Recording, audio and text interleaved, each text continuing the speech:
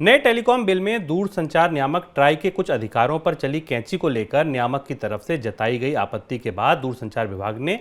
नरम रुख अपनाया है। रिपोर्ट की माने तो दूरसंचार विभाग ट्राई की आपत्तियों पर गंभीरता से विचार करेगा। नए टेलीकॉम बिल के ड्राफ्ट पर ट्राई से राय मांगी गई है और ड्राफ्ट पर ट्राई की राय के बाद ही अंतिम फैसला लिया जाएगा, उसे अंतिम रूप दिया जाएगा। सर, नए कानून पर ट्राई को क्या क्या आपत्तियां हैं? नए कानून को लेकर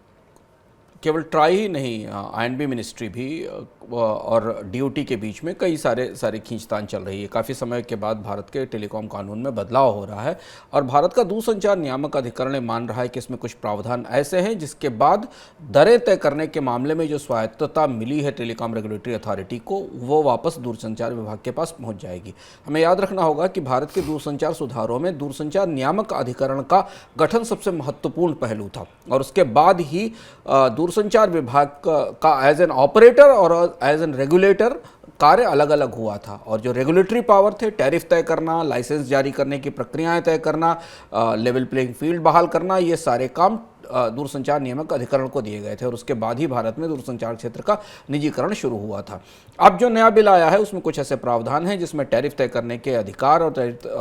टैरिफ तय करने के नियम बनाने के अधिकार दूरसंचार विभाग के पास पहुंच रहे हैं और इसलिए टीआरआई ने इस पर आपत्ति की है और ये कहा है कि अगर ऐसा ये कानून या ये नीति आती है तो टीआरआई के पास फिर कुछ रेगुलेटरी के ताकत के हिसाब से या रेगुलेटरी पावर्स के हिसाब से कुछ नहीं बचेगा। दूसरी और एक महत्वपूर्ण बात यह है कि इसमें एक और प्रावधान है जिसमें